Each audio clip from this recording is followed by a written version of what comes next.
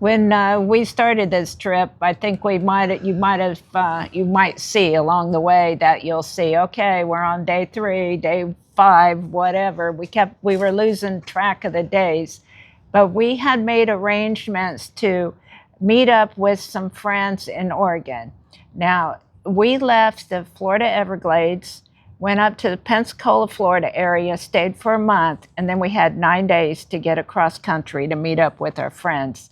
So we spent some time, a lot of time driving, where we took turns driving, which was good. Yeah, we usually take turns driving. We try to plan our trips out 300 miles a day, try to get off the road before it gets too late in the evening. You miss a lot of traffic that way. Plus, you get off the road before you get too stressed. One of the things about, you don't really get that tired driving, but there's a lot of mental fatigue when you're hanging onto the steering wheel. So we like to switch drivers. I don't know how it would work with your family, guys. If you're one of those guys that can't sit there quietly and only make suggestions when asked for, I mean, that might not work for you, but me and Robin seem to get along pretty good with our driving that way. Yeah. I drive about 2/3 of the time. She takes over and gives me an hour or two off the road, and another way we break it up, we stop for gas. We never let the thing get hardly below a half a tank, so we stop somewhere about every day to get gas, and we also pull in the rest area for lunch. And that's the stopping for fuel is good, because we were not familiar with some of these states with the long roads between places, and we didn't want to get, frantic about not being able to find a fuel stop. Yeah, so we had them planned out pretty well too, where we was going to stop. And like I say, the rest area, one advantage we have in a motorhome, I feel, over some other campers like fifth wheels and stuff, it's easier to get back to our refrigerator and our microwave and stuff. We can just start the generator and fire up the microwave for lunch. And I mean, it's just an easy way to break up the day. You're not sitting behind the wheel for a half hour, 45 minutes, and then you're off again. That's another thing about only going 300 miles a day. It gives you a little more time to have lunch and relax a little bit.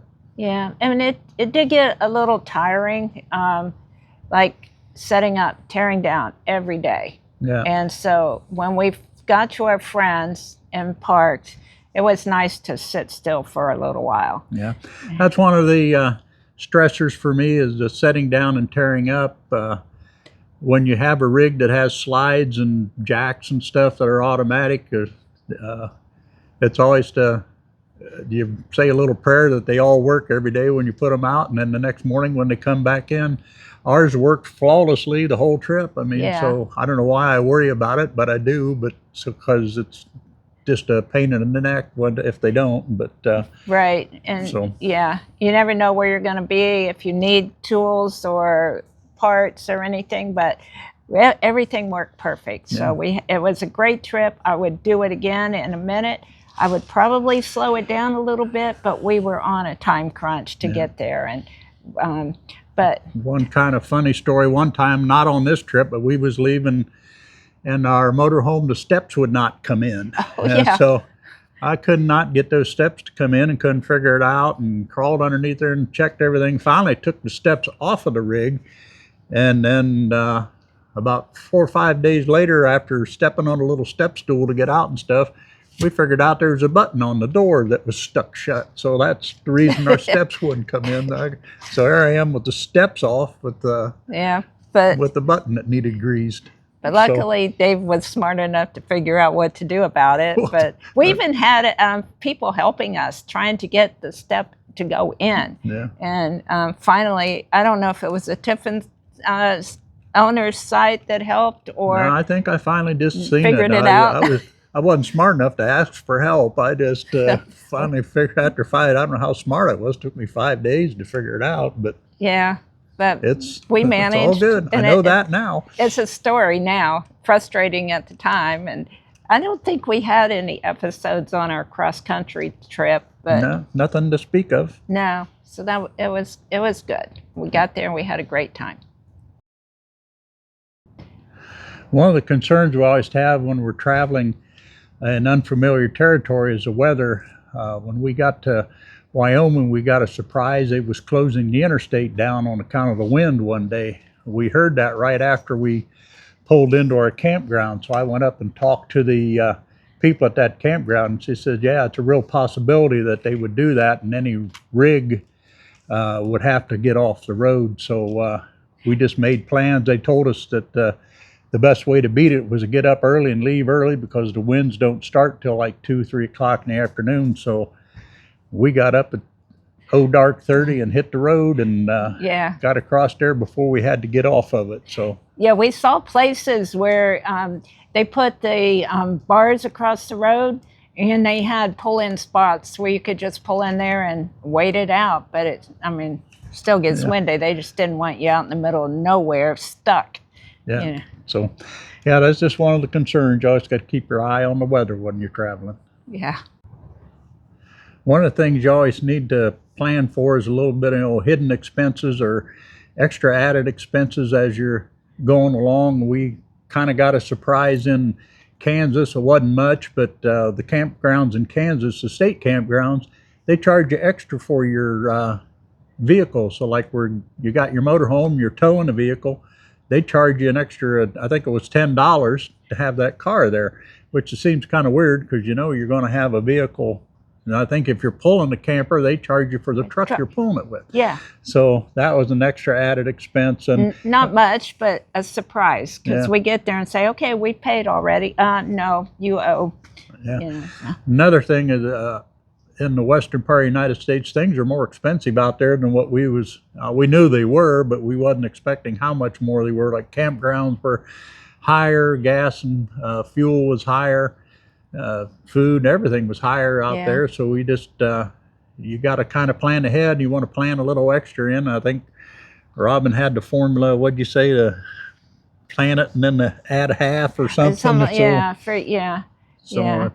we did that. We had an issue. One other issue we had with the campground. We stayed at a couple of Harvest Hosts, didn't have any trouble with them, but one of the campgrounds in Idaho, when we got there, it was kind of an expensive place anyway. Yeah, it was the last, they said it was the last site they had available, and it was $95 for one night. Yeah, and then when we got there, they had lost our reservation, and then they made it sound like, oh yeah, that one lady was messing them all up or wasn't, and so we thought, well man, and they had some kind of big, I think, soccer tournament going on in that town, so there wasn't going to be any campgrounds available, but they did find one, which is kind of illegal. What they did, they found a lady that had a permanent site there, but she was gone with her rig that weekend, so they called her and she said it was okay, so we got to stay on her site that night. So it all worked out, but I mean, I'm not sure it was illegal, but it was unusual. Yeah. Anyway, so just have to prepare ahead for some surprises that you get along the way. Yeah, we just roll with them and their stories now. And then we do take advantage of Harvest Host. If you're not familiar with that, we'll leave a link to the site. But you pay an annual fee, and there's lots of businesses all across the country that you can stay in overnight for free. We prefer to stay in like breweries or country clubs or golf courses, somewhere where they have a restaurant. And we have stayed in a few that don't. We stayed in a store parking lot one time, but it's nice to have a restaurant there. We also, we've boondocked in places, looked at state parks. State parks, you gotta be careful. A lot of times they only take small campers, and the roads are narrow. Yeah, you gotta make sure you're fit, and sometimes their sites will tell you you fit, and when you get there, you don't. We stayed at one time that they claimed they had pull-through sites, where the pull-through sites were kind of like little U's that went off the side of the road, and the reason we like pull-through sites, so we don't have to unhook if we're moving again the next day, and there's no way we would fit in there. It was hard to get in. We could have got in, but we couldn't have got back out with the car on it. So anyway. It was like a 45-degree angle in the middle there. Yeah, so you got to watch for that. Got to kind of be careful. If they got an accurate map, that helps when you're looking at things. Yeah. Now, after we got to our destination, then we started doing some touristy things. So if you're going to visit any of the national parks, it's well worth your money to get a national park pass. Yeah. And we'll put some information about that in the description as well. Yeah, we got the senior pass a couple years ago. The senior pass is a lifetime pass when you buy it, so it's good for the rest of your life. And but there's also a regular, if you're not a senior, there's a pass you can buy. And like I say, if you're going to be visiting more than one national park, it's well worth your, if you're only going to go to one, probably it's not. But if you're going to go to more than one in your lifetime, it's they're a very good deal. Well, even if you're going to one, but you're going in and out, because they charge you every time you go in. So anyway, those are just some thoughts that we had about expenses we wanted to share with you. So I hope you found that helpful. Make sure, if you do, give us a like or a comment. Let us know how we did. We started the day at the beach today, but we're back in the motorhome now, and we just wanted to share a few more things with you. We've traveled thousands of miles together, and we know that everyone, you get on each other's nerves after a while, but we just try to remember that we're both tired. We've both been, traveling today, maybe a little bit hungry, a little bit anxious. And so we've learned a few things. Just give each other some grace sometimes. And not everything needs to be corrected. If it doesn't matter years from now, it doesn't matter. So, and we try to share responsibilities. Like, I mean, even when you're traveling, you still got to prepare some food. You still got to make plans. You still got to figure out expenses and all of that. And it doesn't have to just be one person doing that. So, yeah, the things still have to get done. Dishes have to get done. Laundry has to get done. So you just have to, pitch in and share the load, and everybody has a better time that way. yeah. Another thing you find helpful is as we traveled across the country is you don't need to plan every hour.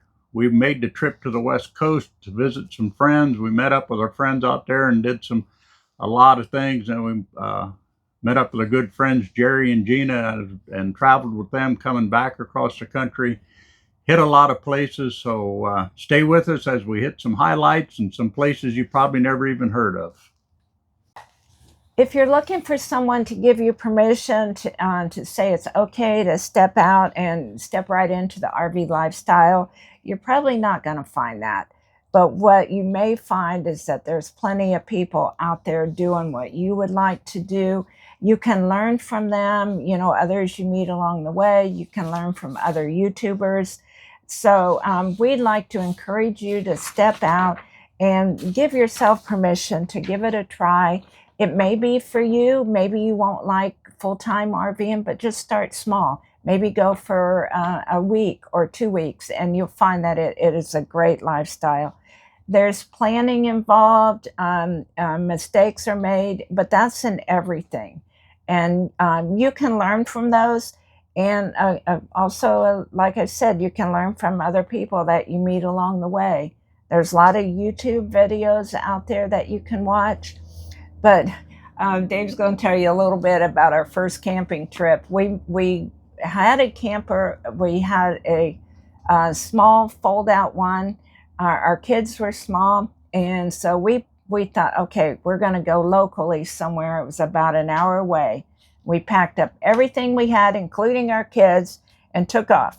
And then when we got on this practice trip, yeah, we got there and got all set up and everything, which didn't take long, but when we went to make our dinner that night, we found out we didn't take anything to cook on or any utensils to cook with. So the only store within a reasonable distance, the only thing they had in there was on them little thin aluminum pizza pans. So we bought that, and we ended up cooking everything we had that weekend on that pizza pan.